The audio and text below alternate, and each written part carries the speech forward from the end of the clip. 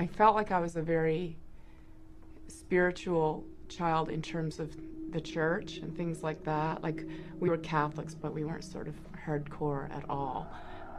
But I had like a little statue of Jesus that I used to pray to, and I really felt very connected for some reason, even though my family wasn't all into that. What happens to religious faith when you think you've seen something supernatural?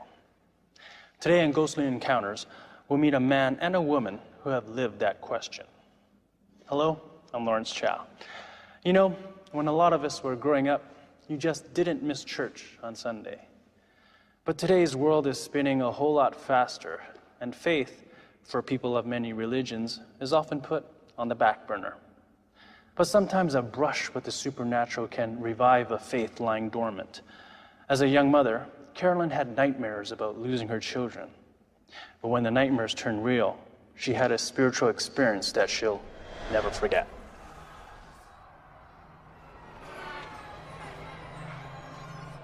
My sisters and I took all our children and we collected them and we took them off to the PNE, which is the exhibition in Vancouver. And the day we went happened to be Children's Day. I had Connor, who was 3, and Brendan, we were pushing in the stroller. Connor was very, very interested in the motorcycle ride. You know, he absolutely loved it. So we let him do that. And then off we went on our merry way. The baby was in the stroller and Connor was right beside me. And then he wasn't. And I said, Ginny, where's Connor? And she said, Kathy, where's Connor? And none of us knew where he was. And we each thought the other was watching him. I will always, always, till the day I die, remember the panic that just flooded through my body. I just started running. And as I'm running towards him, I'm getting more and more scared because I'm thinking, but what if he isn't there? Then what? I don't know what my next move is. I don't know. And I got to the motorcycles and he wasn't there and they hadn't seen him and they didn't know who I was talking about. And so I started to run as fast as I could run. And I ran out of the little kid playland area and then I started calling that God. And I don't know if the face was in my head yet then or not. I don't think it was. But I just started calling, help, help, help, help my little boy, help me find my little boy, help me find my little boy, help me find my little boy. And I swear to God, the weirdest thing happened. It was like I hit a wall, like an invisible force field. Boom, like a big hand came out and just went and pushed me here and just went, stop. And I dropped to my knees and I started to pray.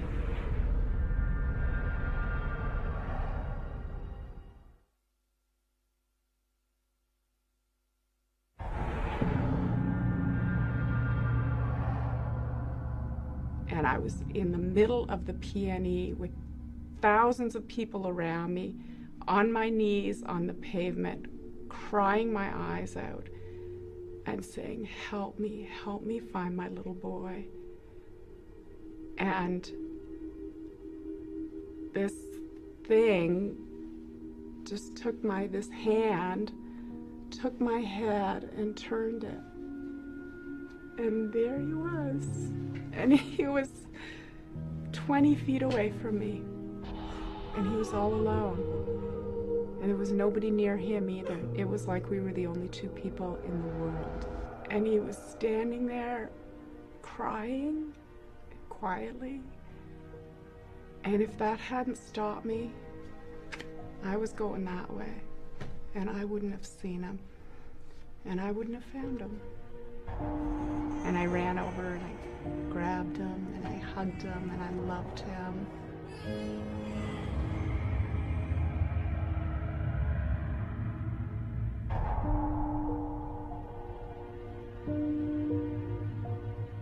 I think there are many names for God, and people might call it their name, and they might say it was God, or they might say it was an angel. I think it was one of God's angels. That's the face that I can put to God.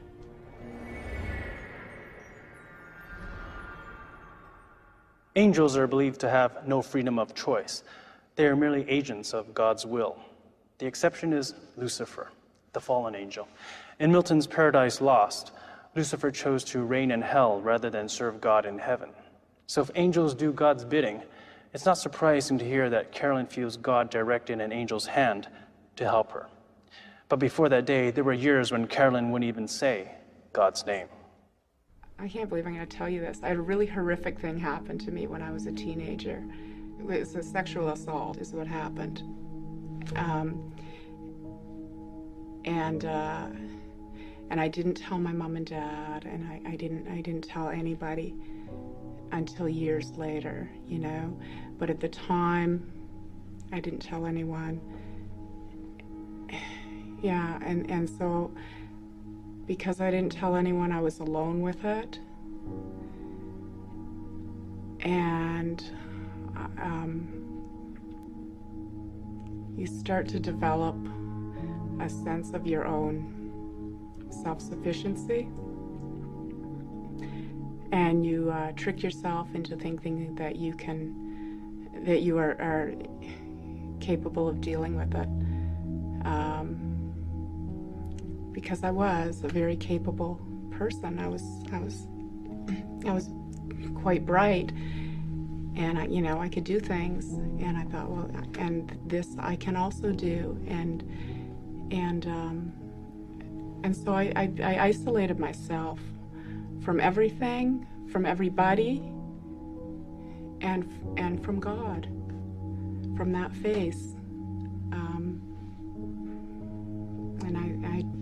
And I stopped talking to him about things. Carolyn turned away from God after going through that terrifying ordeal. She found her way back to him on the midway because she felt he answered her cry for help. That renewal of faith convinced Carolyn she wasn't alone and that she could now confront her attacker and send him to jail 16 years after the assault. But as she re-embraced her faith and prepared to go to court, the attack took on new resonance and challenged her faith yet again. My head was into, okay, in a month I have to go to trial and it's going to be horrendous and they're going to tear me apart and blah, blah, and I have to relive this whole horrible ordeal. And as I'm thinking about that, all those old feelings are coming back of I'm worthless and not worth loving, So yeah, vulnerable. I guess that would make me vulnerable to all kinds of things. It was very late at night. And then I heard and felt footsteps in the room coming in through the door. I'm walking past the bed and I couldn't see anything. I felt this sense of creeping evil that became overwhelming evil. I could feel it in my pores. I could feel it all around me. It was this, there is something unspeakably evil in this room right now with me. And then the chair moved as if whatever it was had climbed into the chair and rocked it forward and then rocked it back. And there it sat. I felt it watching me. I felt it sitting there, and I didn't ever see it, but I felt it sitting there in the chair that it had climbed into, and it was watching me, and I felt its eyes sort of boring through my head, and through the covers, watching.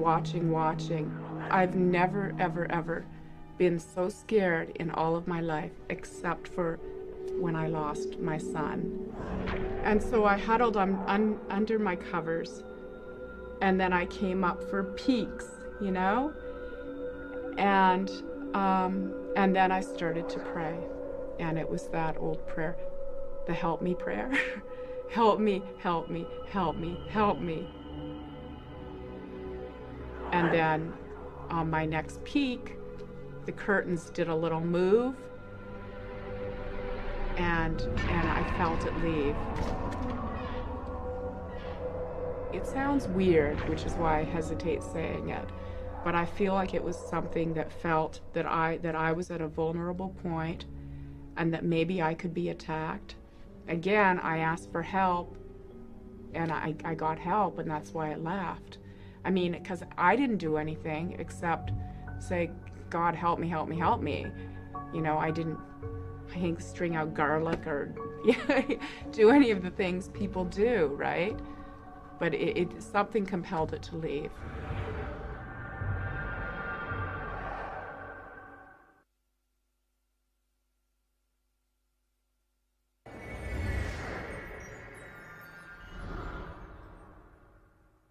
Carolyn thinks she got help because she was ready to receive it.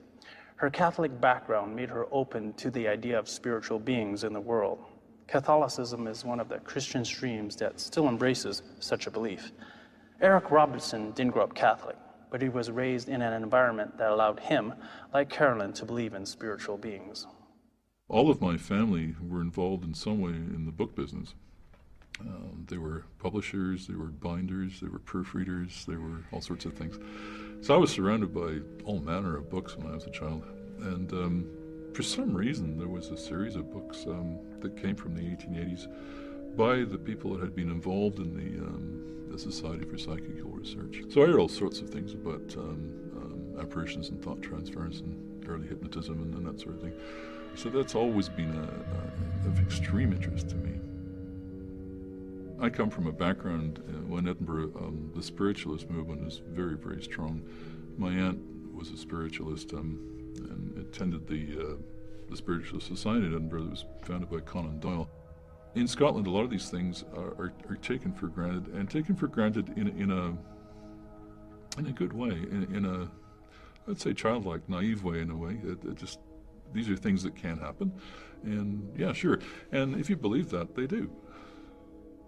The spiritualist movement offered communication with the dead, and it was understandably popular in post-war Scotland. But Eric's passion lay in another direction. As a boy, all he wanted to do was play the organ, and that devotion led him into some frightening situations. In the place that I did most of my practice, I would cycle to this church at night and park my bicycle in the graveyard. And then I'd have to go and get the key from the manse, which was across the graveyard.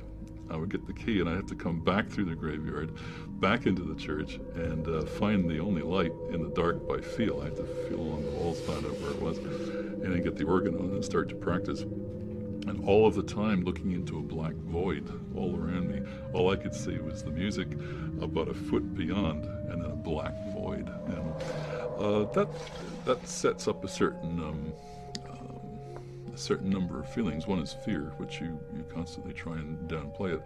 My desire to play the organ was so strong that I was able to overcome that fear while I was playing. The hardest part was coming into the church, and even harder than that was going out. I always felt that, I had to go real fast and get out of there quick, back into the graveyard,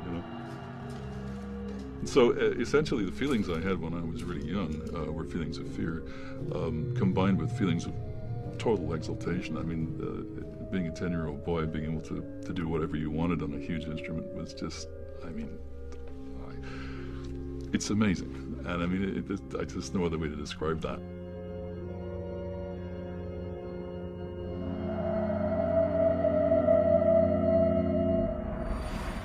Despite his fear, Eric kept playing the organ. Eventually, his dedication brought him to Toronto, where he became known as one of the best organists in the country. It was there that the unseen specters he'd feared as a boy finally took shape.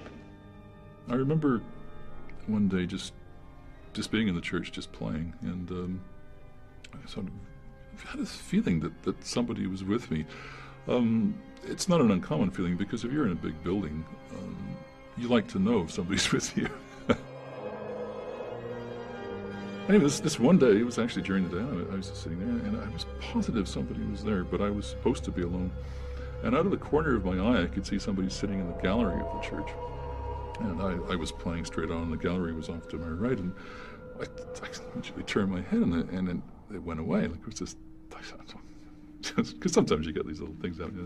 I started playing again, and eventually I looked up again, and I found that if I didn't look, I could just kind of look ahead of me. I could just see it peripherally. And it would look like an old person.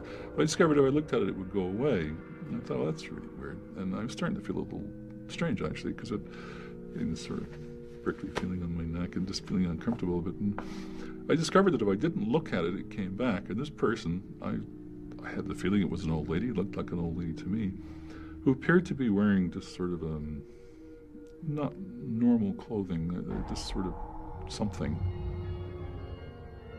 I think sometimes when we think we're frightened, I'm not sure that we actually are. I think we're just experiencing something important, or something that's got a real rush to it, you know. And I think that's an important distinction. So I think when I felt what I thought was frightened, I think it's more complicated than that. I don't think it's just, you know, somebody's chasing you with a cleaver or something. That's terror. This is not fear. It's not terror.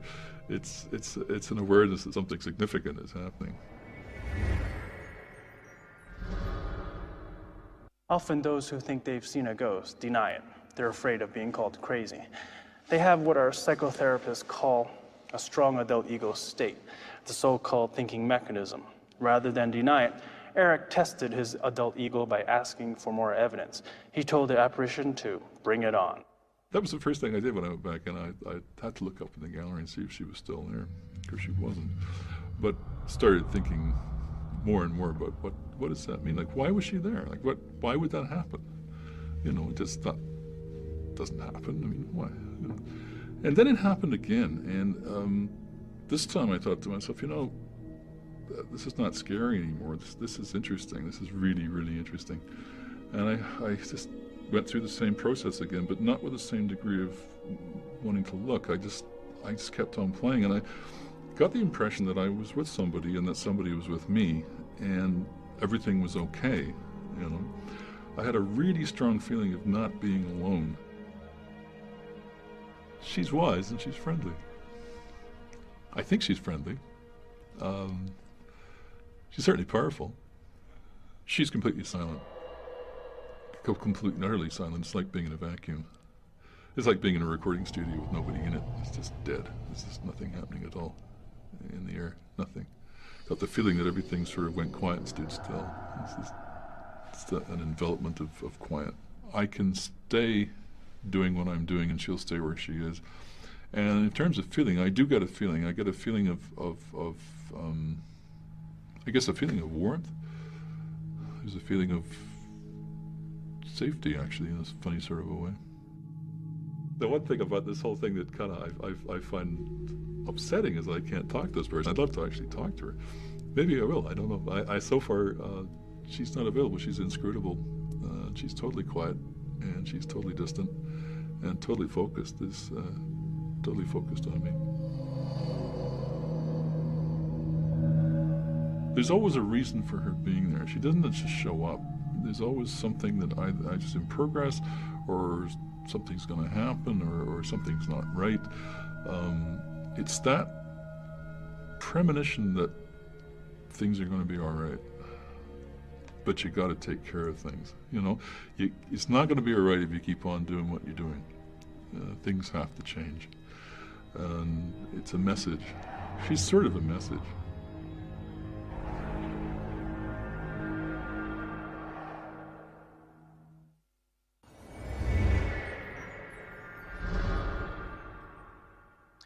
Many religions, including some Jewish and Christian groups, steer away from the spirit world. There's a fear that when you open that door, evil can come in with the good.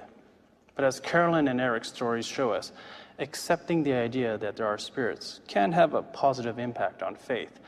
Carolyn needed the God she'd known as a child. Eric needed the reassurance that there is life beyond what we know here on earth, and both found their faith was made solid as a result of their encounters with the supernatural. I am absolutely convinced that I'm not alone in this world. From that, I'm absolutely convinced of it. There is another part to life. There's another stream of life, and I can feel being in it, and I can feel being out of it. I have an absolutely unshakable faith in God, and that's cool, and that stays with me through any amount of turmoil and any amount of things that could possibly cause me to question His presence in my life and His power and the power of these angels. Anything that could ever cause me to question that, I just go, nope.